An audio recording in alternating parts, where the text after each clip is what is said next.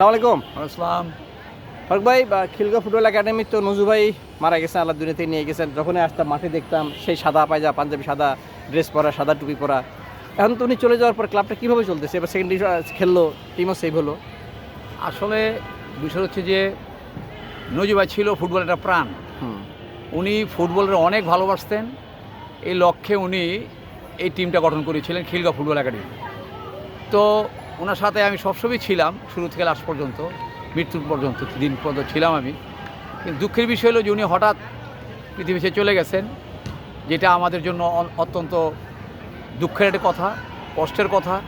এবং আমাদের একটা গার্ডিয়ান চলে গেছে। অ্যাট দ্য সেম টাইম যখন উনি মারা গেলেন, তখন টিমটার ব্যাপারে আমরা সন্দিহান হয়ে গেলাম যে টিমটা কীভাবে চালাবো। উনিও মারা গেলেন, আমাদের চিঠিটা আসলো। তারপর ছেলেদের সাথে বসলাম, ফ্যামিলির সাথে বসলাম। ওনার ছেলেরা বললো যে কাকা কী করা যায়, টিমটা তো বাবা মারা গেলো হঠাৎ 7-8 দিন হইলো, কি টিম কি চালাবেন কি না।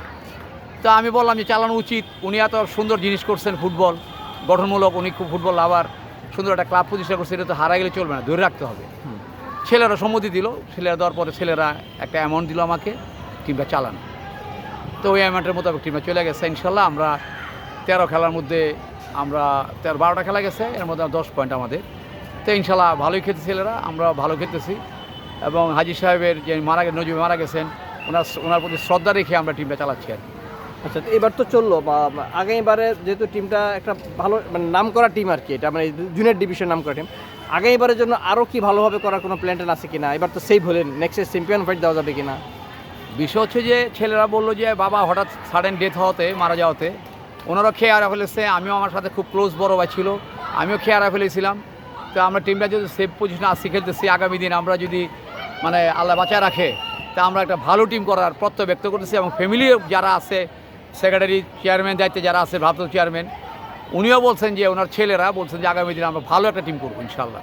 কাকা এবার টিমটা ধরে রাখেন, আগামীবার আমরা দেখি করতে পারি, ভালো টিম করার প্রত্যয় ব্যক্ত করছেন। মানে উনি তো দেখতাম ওনার বাড়িতে প্লেয়ারদেরকে রাখতেন, এবারও কি সেভাবেই? ওনাদের ফ্ল্যাটই আছে সব প্লেয়ার, মানে সব প্লেয়ার ওভাবেই রাখেন না? ওনাদের বাড়িতে ফ্ল্যাটে আছেন, ওই 7তলার ফ্ল্যাট আর কি, লিফটের 7। আচ্ছা, এই ফ্ল্যাটে আছেন ওরা প্লেয়াররা।